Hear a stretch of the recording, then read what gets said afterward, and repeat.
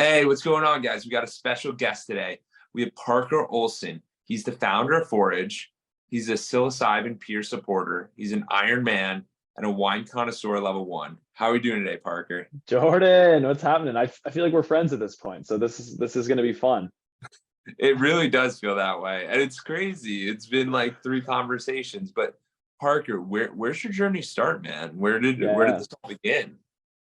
good question. Man, where does the journey start? So yeah, and just a slight background. So what I'm working on right now, like the big project is Forij. So it's Forij, and what we try and do is we get these different types of medicinal mushrooms, so mushrooms with like functional or medicinal value into everyday food, so like everyday snack format. So we have like a loose bag of granola, we do a meal replacement bar, but a lot of them are grounded around kind of like cutting edge research on basically like the supplementation of different mushrooms. And that journey kind of goes probably back initially to high school when senior year, was kind of hanging out, had a lot of free blocks, but I decided, you know what, I will take a class that I think may be challenging and or interesting. And so I took this neuroscience course through MIT. Oh, Um, wow. yeah, and I'm not the brightest bulb in the bunch, academically speaking, but I thought it would be cool. And we spent the entire year looking at what different types of drugs do to the brain. So we went from like caffeine, nicotine, cannabis, opioids, and then also psychedelic mushrooms specifically. And to me, that was like the first time that I like actually learned about psychedelic mushrooms specifically. And to clarify, because I'm sure maybe some people are thinking this, none of our products have psychedelic mushrooms in them. That's not what we sell. We sell legal mushrooms that have medicinal value and have been used as medicines in ancient or in Asia for quite literally thousands of years. But my journey starts kind of at the understanding of psychedelic mushrooms. So for me, it was the first time where I kind of was like, huh, like what I had heard as a kid slash from my parents, I think is wrong. Um, like you hear all these negative things about psychedelics and how like you can go crazy. And when we learned about like the raw neuroscience, and there was a ton of cutting edge research at the time, was like actually in a lot of ways, like they can be really medicinal for the brain and brain structures and neurochemistry. And so that for me was kind of the beginning into my realm of mushrooms. And that's actually what launched me. I originally went to school, I was pre-med in neuroscience. Um, Oh, wow. That's yeah, cool. And the really interesting thing is that when you brought up the different assortment of drugs, quote unquote, yeah, you have caffeine and yep. nicotine, which most people displace. They go, dude, everyone does them every day. So like, why does I that know matter? it's wild, man. Yeah. Oh yeah, yeah. Caffeine is like the most abused drug on the planet, I think. Some like stats about that. It's very much so a drug.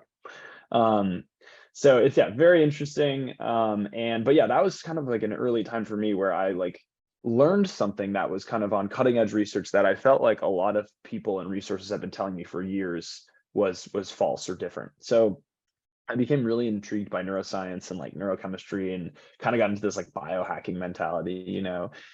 And so, quickly realized in college that if I was going to major in neuroscience, I was going to be in school for the next quite literally like 15 years. And so I decided I wasn't going to go become a neuroscientist or a doctor, and ended up, majoring in finance, entrepreneurship, but I still majored in neuroscience. And for me, that was kind of the beginning. And the passion was always there. And, in a lot of my like casual reading, I'll read about neuroscience still. And even since college, which was, I don't know, 6, 7, 8 years ago for me now, like a lot of the research has shifted and evolved, and things that I were learning are now understood to be false, which is really cool because the field has been evolving. Um, but I moved to Seattle out of school. I'm going to management consulting, and I didn't know anyone, and I want to get into weird Seattle stuff. And I found an apothecary, which I thought was so weird. I thought that's quite literally where like witches hang out, was at apothecaries. I didn't realize like there's still modern day apothecaries. So I go in and, I'm like, what's the weird thing? I was like, I didn't say it that way, but I was like, what can I buy in here or take in here that like is so off the beaten path? And the worker was like, well, like we've got crystals. And I'm like, okay. And she's like, we're also doing this like adaptogen tonic class tonight. And I'm like, cool, I have no idea what that sounds like. Sign me up, I'll be there. And I Yeah. go, and maybe some people have heard this buzzword of kind of adaptogens. And they're substances that help your body basically moderate stress and like adjust to Oh, different interesting. different stressors. So stress physically, stress mentally. And a lot of these medicinal and or functional mushrooms are adaptogens. So in this class, we learn what these are, and they serve a tea. And I'm drinking the tea and I'm kind of like, man, this stuff is so voodoo-y. Like it's so witchcrafty, you know, like the woman starts off, she's doing a tongue reading. She like stick your tongue out. So it's like, and she's looking at like the different things and she's like, well, your liver's inflamed and this and that. And I'm like, okay, like this is wild. Yeah. And about 15 minutes in, I kind of like had this sort of wave of like relaxation across my body, where I recognized it and it felt like I had like a muscle relaxant or something. And I felt very calm, like very energized, but very calm and like focused, like content. It almost described it as like a Zen energy. And I'm thinking, I'm like, man, I don't know, like, did I like consume drugs earlier? Like, what is going on? Like, I wasn't Yeah. high, but I could notice a difference. Yeah. And, you know, a couple minutes later, the woman who's leading the class is like, hey, I don't know if anyone's feeling anything from this tea. Like, this tea has reishi mushroom in it, and reishi is one of the adaptogens, and it's supposed to give like a really calming effect. Like a lot of people report to have like a calming effect from it. And I'm like, damn, And you had no idea going into this. no idea. I had no idea. I literally thought it was like a sham. And for me, that moment, I still remember that moment. I was like, whoa, like there's something here. That's pretty interesting.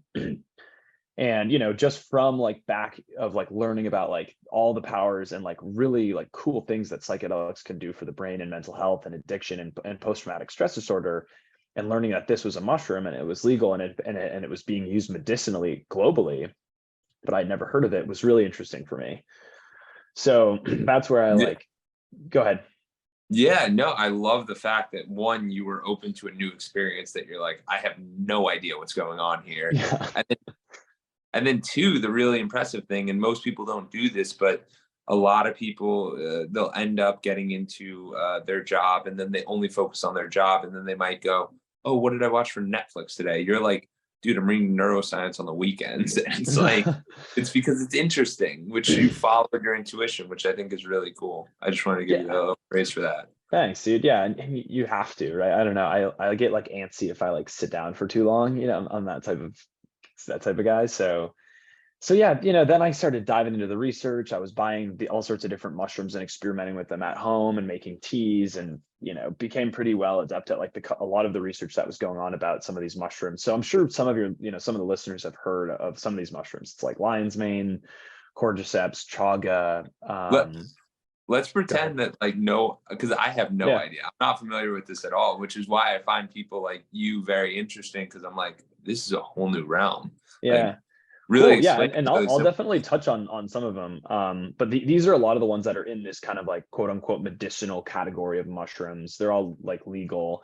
Turkey tail is another one. Turkey tail has really interesting anti-cancer properties, and like Oh wow. right now, today in Japan, and I think like as of really recently, like a handful of other countries are using it as a cancer treatment. Oh Um, wow. yeah, and seeing really cool results. And this is just a mushroom that actually grows really popularly in the US. I see it all the time. Um, and so, you know, doing all this research, I joined the local mushroom foraging club. I ended up sitting on the board there for a couple of years. I got really into mushroom foraging.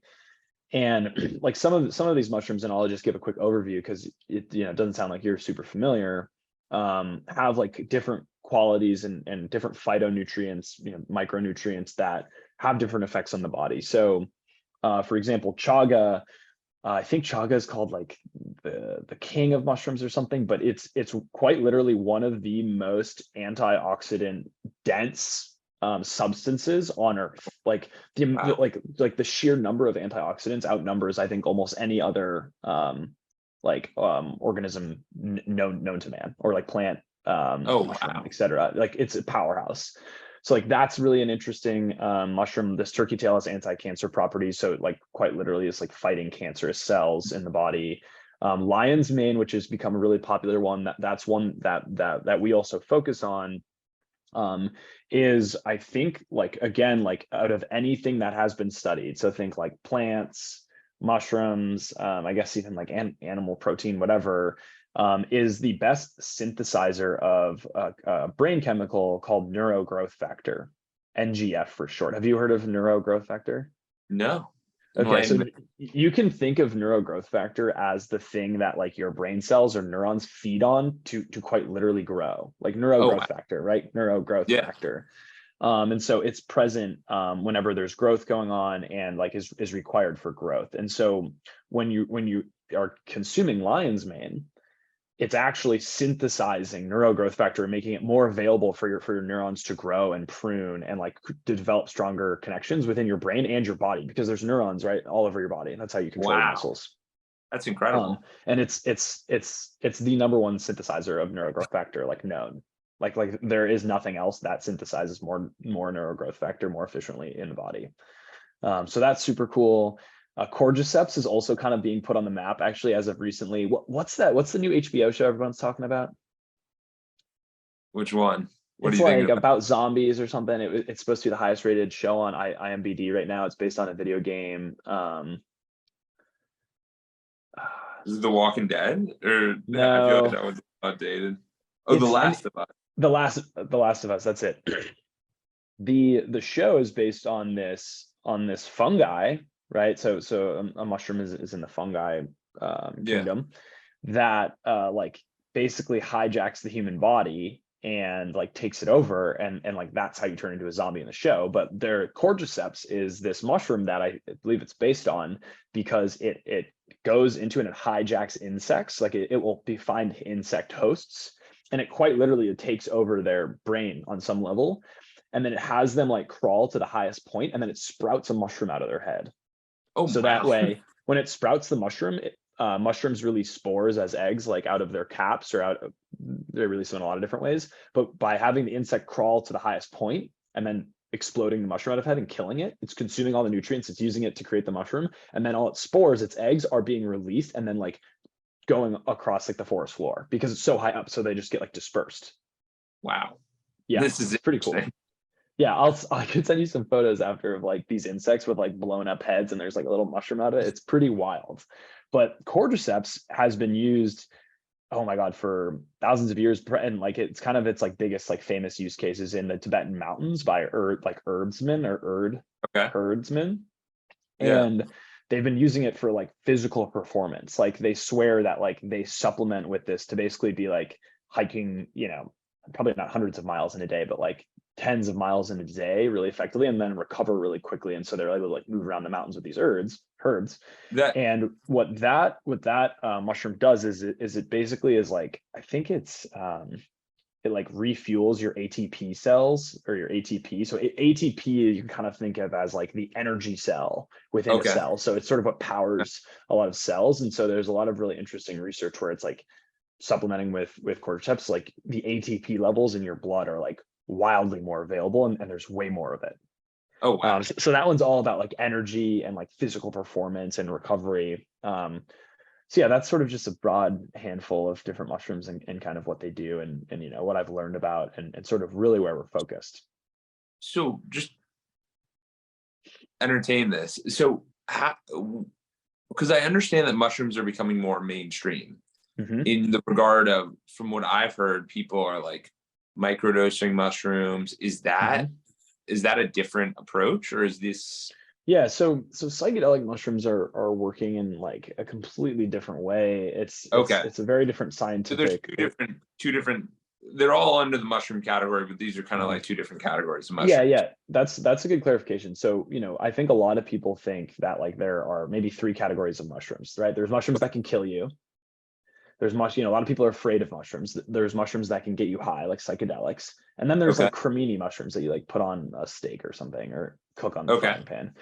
The reality is like there is a fourth category that is referred to as functional and or medicinal mushrooms. And that is between the like cremini mushroom and like the psychedelic mushroom, right? Okay.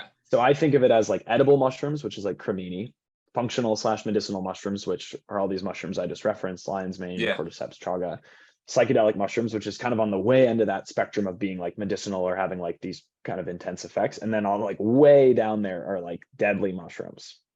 Um, Okay. That's a lot more. So I get and it. okay, and the most interest, or one of the really interesting things about the mushroom category is scientists are estimating that we've only really discovered about 7% of known of mushroom species on Earth, which is Oh, wild. Yeah. wow. And so like if there's already this understanding that like, wow, we've only discovered 7% and some of them can cure cancer and some of them can like help with post-traumatic stress disorder or addiction, right? Like psychedelics, or some of these other ones can help like your brain cells grow.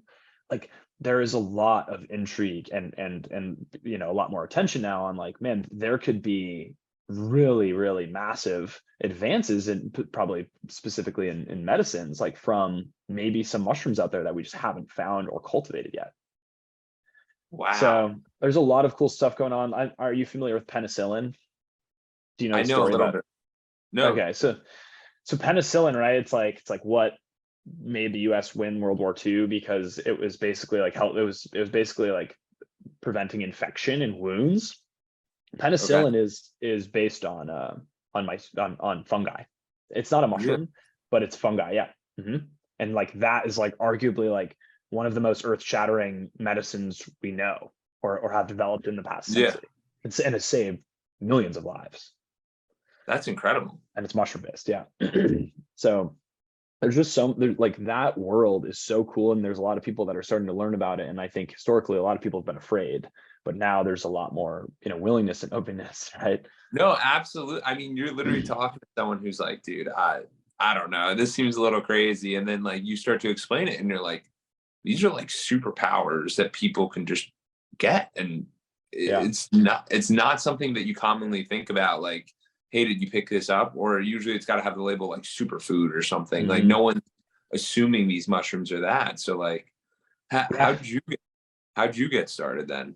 Obviously you're around this, you're in the culture, like, Yeah, it was just like I took it at this apothecary, and then I just kept pulling on that string. So it was like I was buying them, I was supplementing with them. I started in Seattle, like mushroom foraging is we have some of the best mushroom foraging in the country.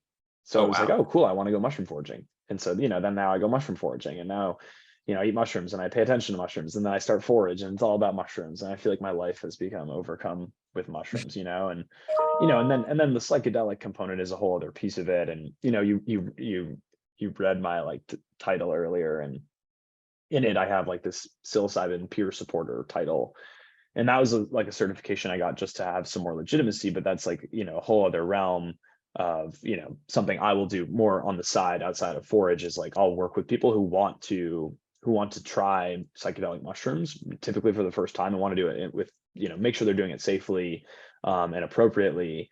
And we'll actually work with people to go through those experiences. And more Oh wow. specifically, I like to work with people who are interested in microdosing. I know you brought that up earlier, but I think microdosing is just like a really good introduction into like the powers and a lot of the value that psychedelics can provide without like having some crazy experience.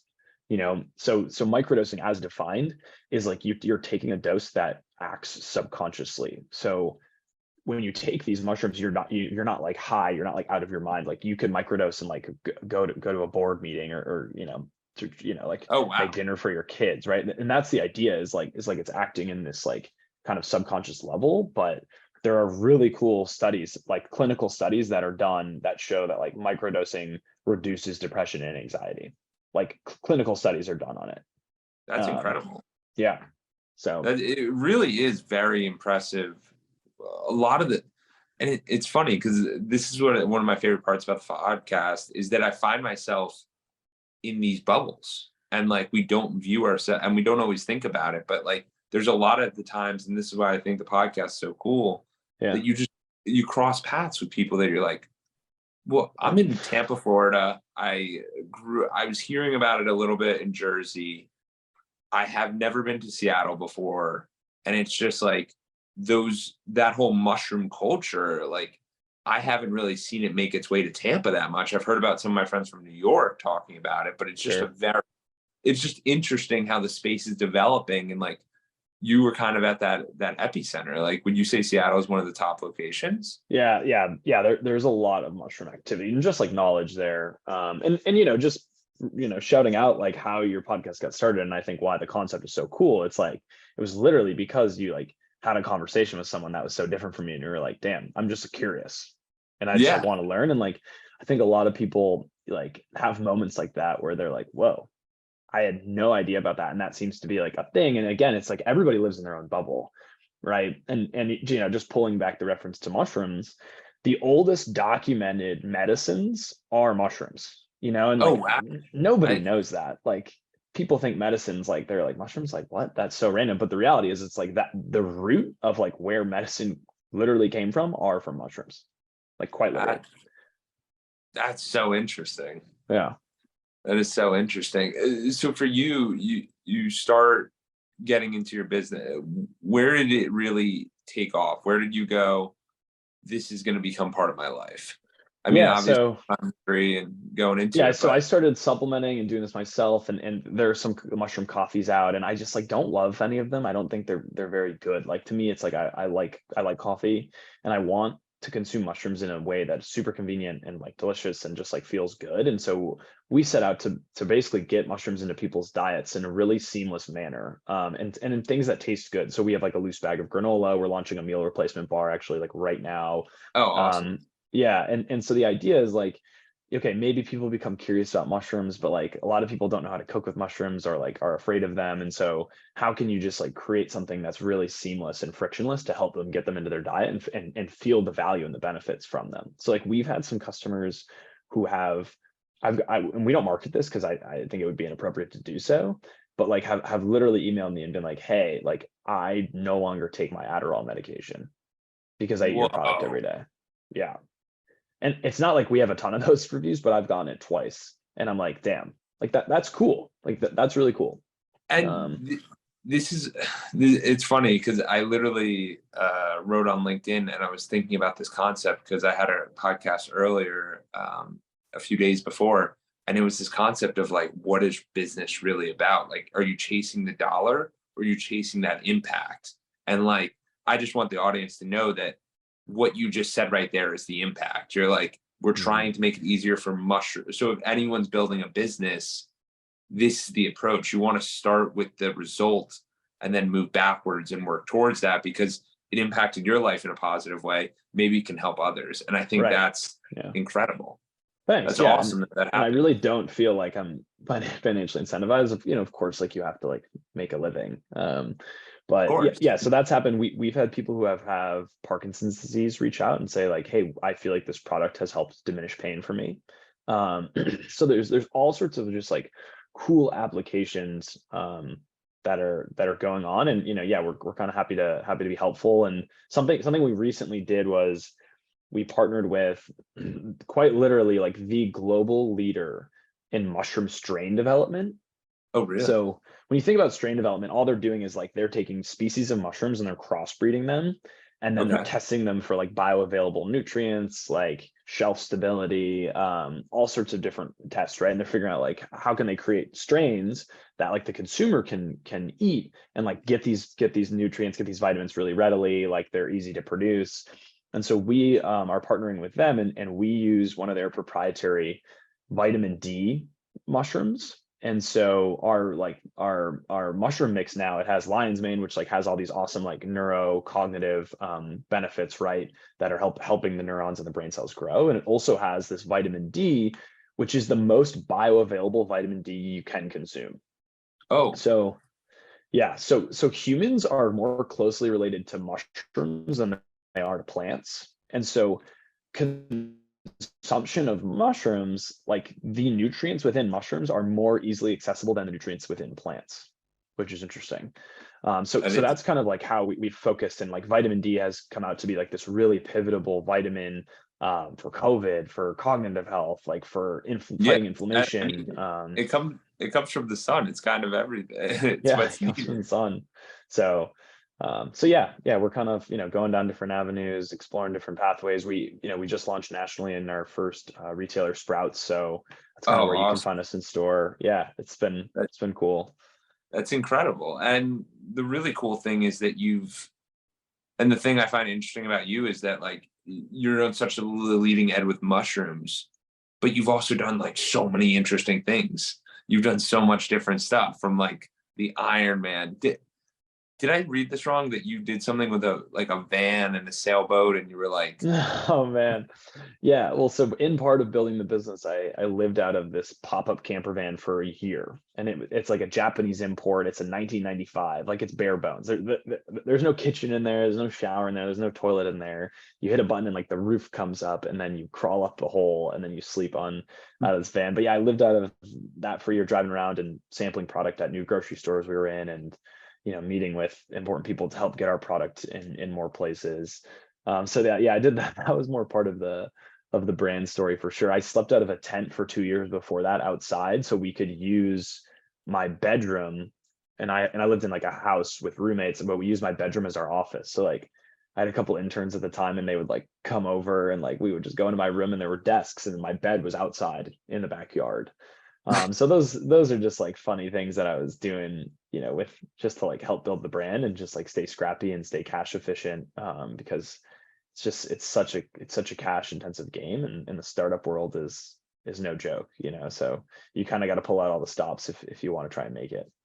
absolutely. And I think it's so much more effective if you can keep costs low. And interesting enough, I've actually done not the van life. I did where we would go from Airbnb to Airbnb and live in these Cool. different locations. But the really cool thing is no one realizes the proximity that you get to these different locations, right? So like, Yeah. what was that year like for you? Because was it planned for a year, or was it like, we're gonna do a No. month and then and then you're like, I really like this. There just wasn't an end. I just didn't I didn't know what was going to happen after, and it was the unknown. It was like, okay, I think I should go do this, so I'm going to go do it. I didn't think twice about it. What year Same was with it? that was 2020 to 2021. I got off the road in July or August of 2021. So That was the 8 months best. ago. That was the best time to do it because everything was shut down, so people weren't even traveling. And it's like, Yeah. I'm here, man. I'm here for Yeah. you. Yeah. I looped the US like 1.5 times. I saw a lot of cool places. Yeah, there were some sketchy scenarios. I slept in like 2-degree weather outside of Chicago, and like I had frost inside of the entire van. It was freezing. Like, oh my, yeah, they're real. I had a homeless person try and break in once. I bought a taser after that, thankfully. Almost got Yeah, arrested a couple times, like because like people like sleeping in a van was, I think it's become more commonplace, but it's somewhat taboo. Um, so absolutely. So where do you think you had that understanding and like intuition to go, hey man, this is like really something I want to build, and I'm willing to sleep outside in a tent for 2 yeah, years? Or so yeah, good question. You kind of asked earlier, and I don't think we totally got there of like, how did you know that like this was maybe going to work, or to kind of move forward with this? So I was, I was putting these mushroom supplements into my own food products, and this is while I was training for the Ironman. I was trying to like really dial in my nutrition, and I a little bit of backstory. Back in 2018, I spent 18 months where every single month I tried a different nutritional diet, okay, and was documenting how I felt. And one of the months I supplemented with these mushrooms, and that was the month that I felt best. And wow, that solidified it, like, whoa, like mushrooms, there's something here. Like there's something really big here.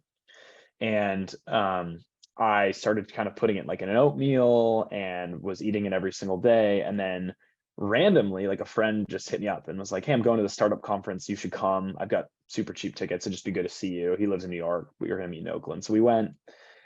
And everybody at these startup conferences, have you been to a startup conference before like this? uh you describe it, because Maybe. I've been to Okay, yeah. a couple different conferences, so I'm Yeah. interested in what this one But was like. everyone's like, like, oh, like what do you do? Like what do you work on? It's a very like, what's your project? Like what's your startup? Like Oh who are yeah. you? And I like wasn't like really working on anything. I was kind of like just digging into this mushroom thing. And so finally I kind of lied. I was like, I'm building the first like mushroom based like food products, get these mushrooms into people's diets. And like 8 out of 10 people looked at me and were kind of just like, you're a weird Seattle hippie. That was sort of the like initial response that I got. But there was an angel investor who I told that to, and he was like, oh, he's like, you're onto this trend like before anybody else. Like, I need to go introduce you to someone. And so he brings me up and introduces me to a man named Sam Parr, who put on the startup event. He's kind of like pretty big in the startup world.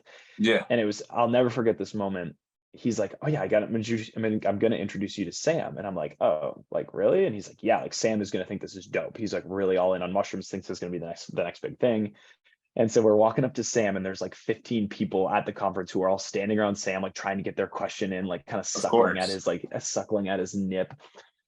And this guy walks in, he's like, hey Sam, and he like cuts off everybody. And Sam's like, hey. And then he's like, you need to talk to this kid, Parker. And like everybody there just like immediately like looks at me and is like, damn, like it was just this, like I got like front stage center to like pitch him, like kind of just like made up this pitch on the spot. And he was like, that's dope, like here's my card. And everybody there was like, you could tell was like trying to get his card. And he was like, yeah, drop me an email, like that's sick, you should send me your pitch deck. He's like these are the things I invest in. And so that I literally went home, like went on to Fiverr, like hired somebody to make a logo, like, and started trying to sell the product. And like that for me was like the moment where I was like, okay, this is somewhat real, and I gotta chase this. No, but I think that is so incredible, because that's the stories that people need to hear. Because here's the thing, there's a lot of times where everyone's like, you got to prepare, you got to prepare, you got to prepare. And half the time it's no, you just got to show up and do something. And if someone's willing to pay you or someone's willing to invest, you're like, all right, I'll do the work now. like Right. to do all the work prior is much more difficult than in that organic situation when you're like, this is my thing. They're Yeah. like, what is your thing? Yeah, literally you kind of fake it till you make it. Like there's a guy I work with who he's our manufacturing partner, but he likes to say, he's like, yeah, like we sell all these things, and then once somebody buys, we backpedal and make it happen. And I'm like, I like that. Like that's in a lot of ways, you're just like testing a lot of things, and you're like, oh, what sticks? Like, where is there a thread that there seems to be traction and interest, and then keep pulling on that thread, Yeah, exactly. And I mean, that's the only model that can work, because you're not going to keep putting all of your money and going like, yeah, let's gamble on this. You're going to be like, Sprouts, you want this? Okay, give me a little time. I can get this. And I think that's a misconception where it's like, you want this to occur. And it's like, no, it's whatever occurs happens. It's going to be in this field, but we're working towards this mission. And I think that's a cool idea. Yeah. Yeah.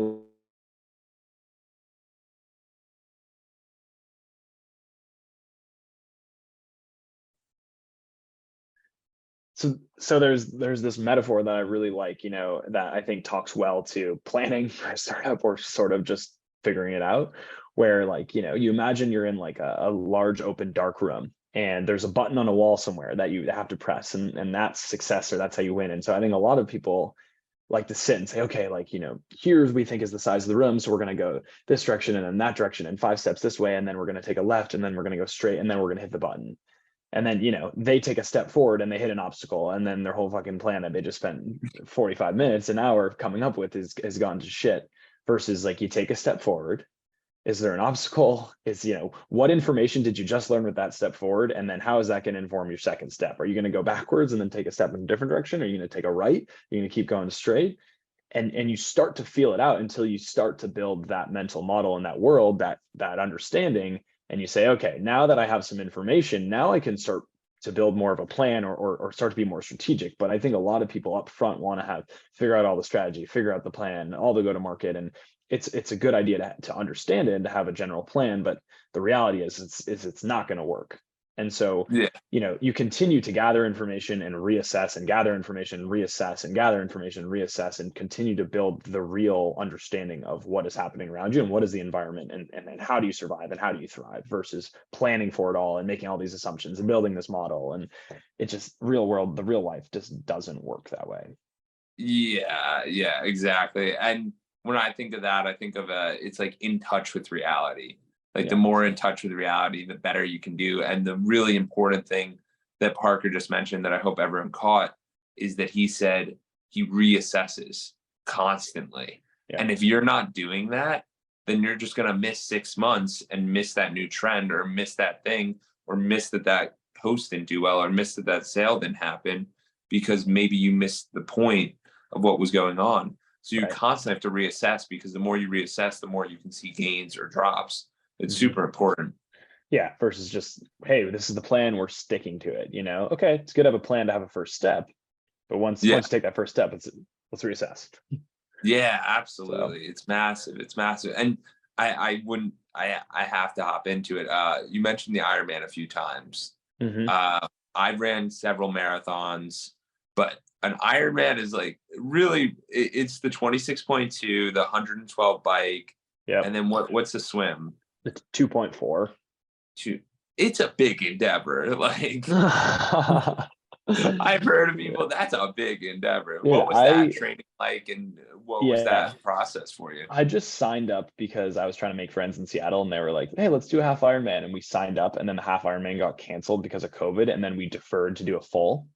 And like, Yeah. dude, I hadn't biked more than 10 miles in my life. I hadn't ran more than probably 8 or 9, and hadn't swam more than 500 meters. And it was like, oh, fuck. Like, you better figure this out because it's also kind of expensive. So you're like, I'm not going to show up and embarrass myself and or die. Like, so Yeah. I'm going to take this somewhat seriously. And my biggest takeaway, and honestly, it's been so helpful for me to go through that on like for my entrepreneurial journey, is like, you're so much stronger than you think you are on every level. Like, and like, if you put in the time and you're disciplined, like you can really make anything happen. Like if you fail, like it's probably a matter of like you weren't disciplined and you didn't put in the time and you weren't, and you weren't training on whatever you're doing. Yeah.